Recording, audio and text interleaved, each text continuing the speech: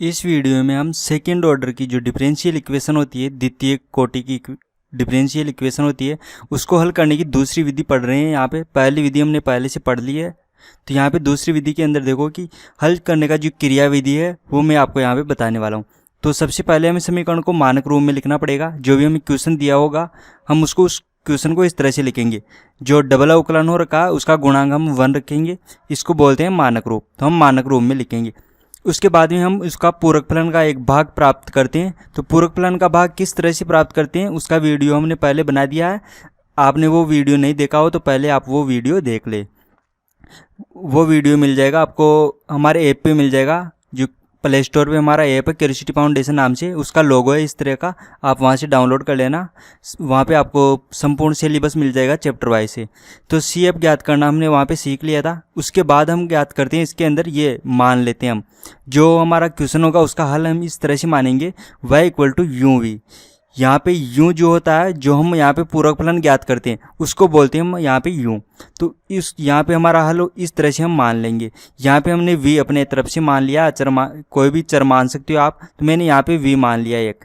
अब हम v प्राप्त करेंगे। v प्राप्त करने के लिए हम क्या करेंगे, जो हमारा ये क्वेश्चन होगा इस तरह से, इस क्वेश्चन में हम dy/dx का, यहाँ पे dy/dx का, y का और ये डबल अवकलन का, इसका मान रखेंगे। ये मान हम प्राप्त करेंगे इस समीकरण से, और यहाँ से जो भी मान प्राप्त होगा वो सारा मान हम यहाँ से उठाकर यहाँ पे रखेंगे, इस समीकरण में रख देंगे। तो इस समीकरण में रखने के बाद हमें जो इक्वेशन प्राप्त होगी उस इक्वेशन के अंदर हम ये रखेंगे dv/dx, यानी कि वो जो इक्वेशन प्राप्त होगी वहाँ पे dv/dx के स्थान पे हम z रख देंगे। तो जैसे हम z रखेंगे हमारी जो हमारा जो क्वेश्चन है वो रेखिक अवकल समीकरण में बदल जाएगा। वो z में रेखिक अवकल समीकरण होगी, और रेखिक अवकल समीकरण को सोल्व करना हमें आता है। फिर जब वहाँ से हमें z का मान मिलेगा, और z का मान हम फिर से इस समीकरण में रखेंगे यहाँ पे, तो फिर से रेखिक अवकल समीकरण बनेगी और हम उसको सोल्व कर सकते हैं। तो हमें v का मान मिलेगा। v का मान फिर हम यहाँ पे रखते हैं इस इक्वेशन में। यहाँ पे v का मान रखने के बाद हमें y की एक x और y में रिलेशन मिल जाता है, वो होता है क्वेश्चन का आंसर। तो यहाँ पे अभी आपको समझ में नहीं आ रहा होगा, तो हम अभी एग्जाम्पल सोल्व करेंगे तब आपको समझ में आ जाएगा कि हमें करना क्या है। तो यहाँ पर देखो, यहाँ पे जब हम z रखते हैं तो यहाँ पे देखो ये डबल अवकलन हो, मान लिया इस तरह से हो, v का डबल अवकलन हो रहा हो x के सापेक्ष, इस तरह का कोई क्वेश्चन आ गया, और हमने यहाँ पे dv/dx को z मान लिया, तो हम यहाँ पे भी इस तरह से लिख सकते हैं। हम इसको लिख सकते हैं d/dx, और हम dv/dx को अलग लिख दें। तो यहाँ पर देखो, यहाँ पे dv/dx को मैं z लिख सकता हूँ, तो मैं यहाँ से dz/dx लिख सकता हूँ। तो यहाँ से देखो डबल अवकलन था तो वहाँ पे भी हमने dz/dx लिख दिया। तो यहाँ पे हम इस तरह का कंसेप्ट यूज में लेंगे यहाँ पे सोल्व करते टाइम, तो वहाँ पे अभी आपको पता चल जाएगा। और क्वेश्चन को किस तरह से पहचानेंगे हम कि क्वेश्चन सोल्व होगा या नहीं होगा, तो सबसे पहले हम पूरक फलन ज्ञात करेंगे। अगर पूरक फलन का जो भाग है वो ज्ञात होगा तो हम क्वेश्चन को आगे सोल्व कर सकते हैं, वरना हम क्वेश्चन को आगे सोल्व नहीं कर सकते। तो आपको जब भी क्वेश्चन आपके सामने आओ तो सबसे पहले आपको ये चेक करना है कि पूरक फलन का भाग आपको प्राप्त होगा या नहीं होगा। तो किस तरह से प्राप्त करते हैं वो हमने पहले पढ़ लिया है। अब हम एग्जाम्पल सोल्व करते हैं ताकि हम इसको अच्छे से समझ सकें। तो यहाँ पे हमारे पास ये एग्जाम्पल है, एग्जाम्पल नंबर 6। एग्जाम्पल नंबर 6 को सोल्व करने के लिए देखो सबसे पहले तो मानक रूप में लिखना है। तो ये क्वेश्चन पहले से ही मानक रूप में लिखा हुआ है, तो यहाँ पे तो हमें मानक रूप में लिखने की आवश्यकता नहीं है। इसके बाद हम यहाँ पे P, Q और R को लिखेंगे। तो यहाँ पे देखो, यहाँ पे ये तो होगा इसका P, ये होगा यहाँ पे Q, क्योंकि y के साथ में जो भी आएगा यहाँ पे वो Q होता है, और ये है R। R की आवश्यकता नहीं पड़ती है हमें। तो यहाँ पे देखो P का मान हमारे पास यहाँ पे माइनस का x की पावर 2 आ गया, Q का मान आ गया हमारे पास x, और R का मान यहाँ पे हमारे पास x है। अब यहाँ पर हम CF ज्ञात करेंगे। तो CF ज्ञात करने का तरीका मैंने आपको पहले बता दिया था। तो यहाँ पे देखो इसका CF आएगा x, y = x। ये जो x है ये है इसका CF, यानी कि यहाँ पे हम u के स्थान पे x रखेंगे हल करते टाइम। तो अब हम इसको आगे सोल्व करेंगे। तो ये आगे सोल्व करने के लिए हम यहाँ पे मानेंगे y = vx मानेंगे यहाँ पे। तो हमने यहाँ पे मान लिया y = vx, ये होगा इसका संपूर्ण हल। हम पहले से मान लेते हैं कि इसका हल ये आने वाला है, y = vx, हमने इसका हल मान लिया। अब यहाँ से हमें v प्राप्त करना है, तब जाके इसका आंसर मिलेगा। तो v प्राप्त करने के लिए हम इसका अवकलन करेंगे 2 बार। पहले अवकलन करेंगे तो हमें मिलेगा dy/dx, और dy/dx होगा ये। फिर से इसका अवकलन करेंगे तो इसका डबल अवकलन प्राप्त होगा y का, जो होगा ये। अब ये दोनों मान, एक तो ये मान और दूसरा ये मान, ये दोनों और इसके साथ में ये y का मान, ये तीनों मानों को यहाँ से हम उठाएंगे और हम क्वेश्चन के अंदर रखेंगे, यहाँ पे रखेंगे। तो यहाँ पे जैसे हम ये मान रखेंगे तो हमारी इक्वेशन इस तरह से बदल जाएगी। यहाँ पे देखो, यहाँ पे ये मान रख दिया मैंने डबल अवकलन वाला, फिर यहाँ पे y का अवकलन था तो यहाँ पे y का अवकलन का मान रख दिया और यहाँ पे हमने y का मान रख दिया। अब यहाँ पे इसको हम सोल्व करेंगे तो यहाँ पे देखो y का यहाँ पे v का डबल अवकलन हो गया, फिर इसे यहाँ के पे v का अवकलन हो रखा है, यहाँ पे v का अवकलन हो रखा है। तो हम इनको यहाँ पे एक साथ रखेंगे, यानी कि इनको कॉमन लेके अलग रखेंगे। हम इसको इस तरह से लिखेंगे, देखो यहाँ पे डबल अवकलन को हमने एक साथ कर दिया यहाँ पे, क्योंकि डबल अवकलन तो एक ही बार था तो एक बार यहाँ पे आ गया। v का अवकलन हो रहा था x के सापेक्ष और इसके पद 2 बार थे, तो हमने यहाँ पे कॉमन करके इसको इस तरह से लिख दिया और जो भी बचेगा उसको हम लास्ट में लिख देंगे इस तरह से, जिसमें v नहीं होगा उस पद को हम लास्ट में लिख देंगे। तो हमारे पास इस तरह से ये इक्वेशन आएगी। हमारे पास जब भी इक्वेशन आएगी इसी तरह से इक्वेशन आएगी। अब यहाँ पे देखो, ये जो x है ये यहाँ पे नहीं होना चाहिए, तो हम इसमें x का भाग दे देंगे पूरी इक्वेशन में।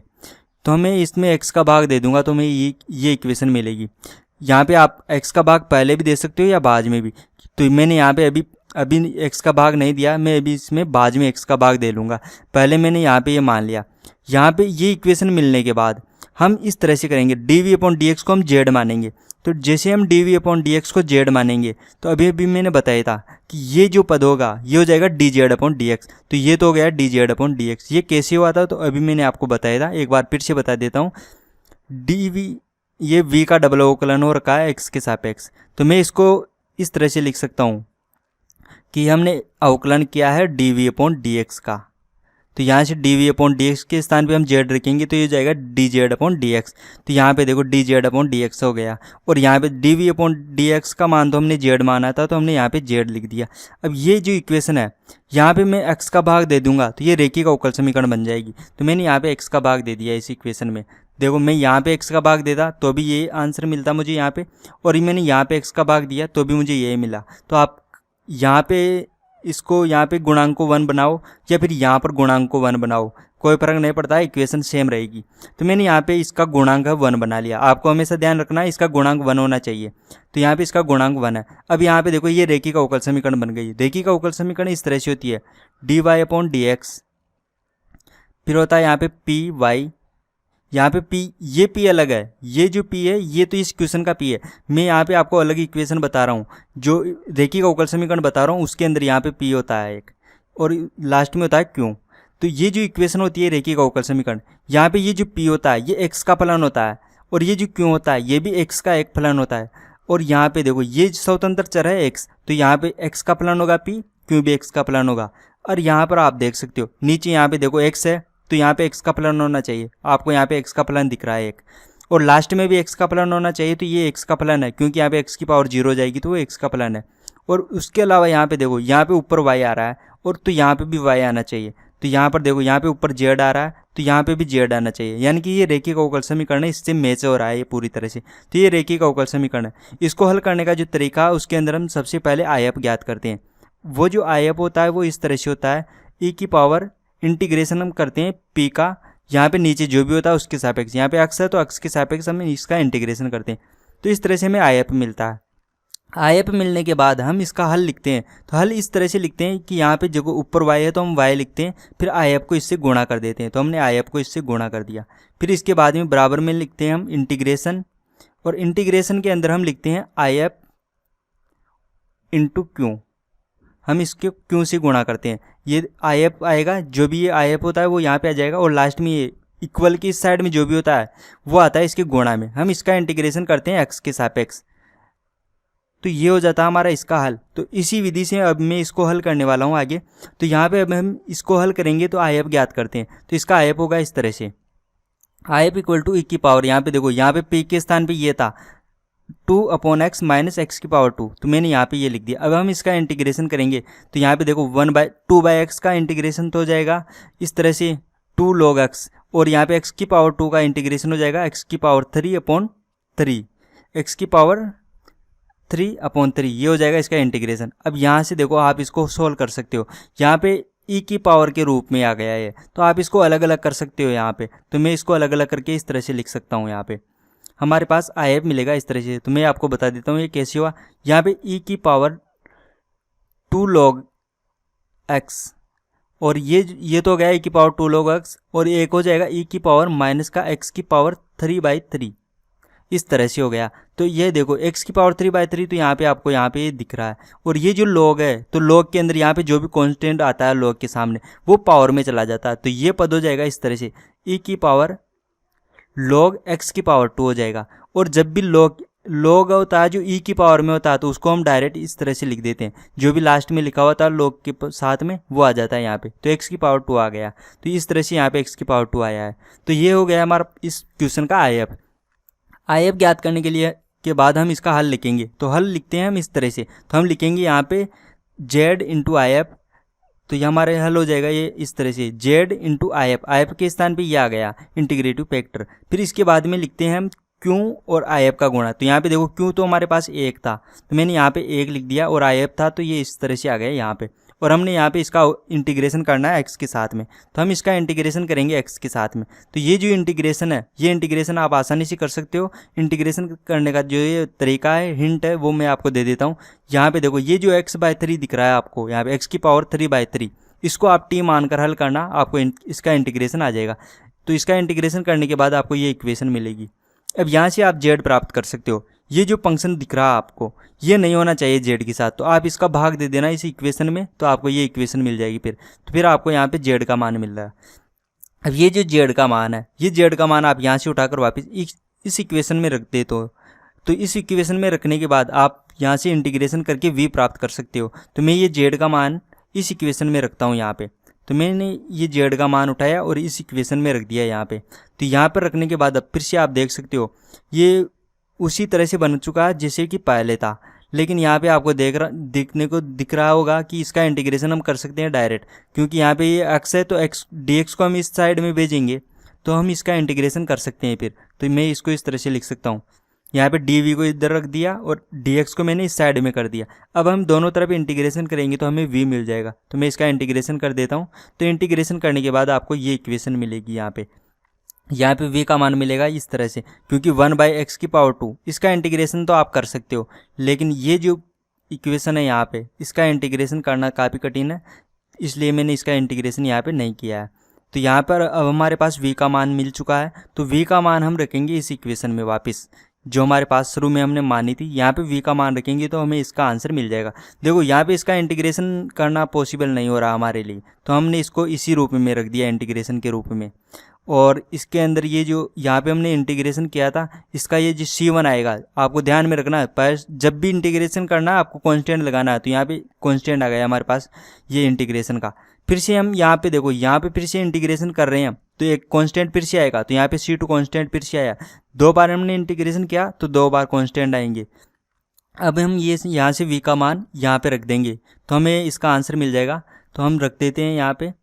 तो यहाँ पे देखो ये v का मान था, तो मैंने वहाँ पे रख दिया, यानी कि v यहाँ पे हो क्या रहा है, x से गुणा करना है v का मान को, तो हमें y मिल जाएगा, यानी कि इसको हम x से गुणा करेंगे तो हमें y मिलेगा। तो यहाँ पे y का मान आ गया हमारे पास, जैसे x से गुणा होगा ये, तो यहाँ पे तो 1 हो जाएगा, तो यहाँ पे देखो 1 हो गया। ये भी x से गुणा होगा, तो यहाँ पे C1x हो गया, और ये भी x से गुणा होगा तो ये C2 हो गया, और लास्ट में x से गुणा हो गया। तो ये हो गया हमारे इस क्वेश्चन का आंसर। एग्जाम्पल नंबर 6 का आंसर ये मिल चुका है हमें। एक बार मैं रिवाइज करा देता हूँ कि मैंने इसको किस तरह से सोल्व किया। सबसे पहले आपको मानक रूप में लिखना है। मानक रूप जिसके अंदर यहाँ पे डबल अवकलन का गुणांक 1 होता है, वो होता है मानक रूप। तो हमने मानक रूप में लिखेंगे। मानक रूप में लिखने के बाद हम यहाँ से P और Q को अलग अलग करके लिखेंगे। फिर हम यहाँ पे CF ज्ञात करेंगे। CF कैसे ज्ञात करते हैं वो हमने पहले सीख लिया।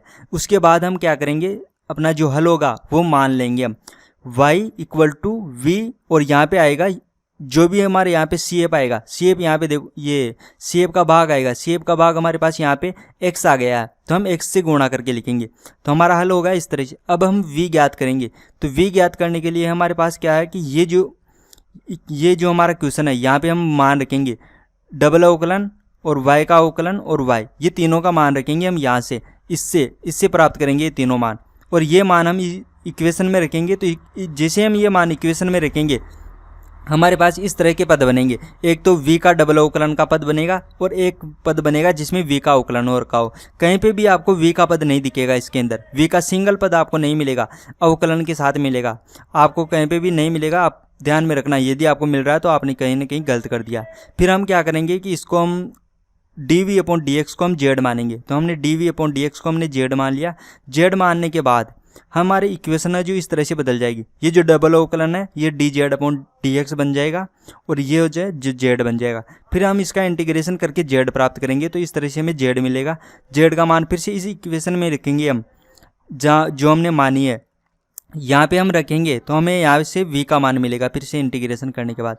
और ये जो v का मान है वो हम फिर से हमने जो हल माना था इसका वहाँ पे रखेंगे, तो हमें y का मान मिलेगा और वो हो जाएगा हमारा आंसर। तो ये हमारा आंसर हो चुका है।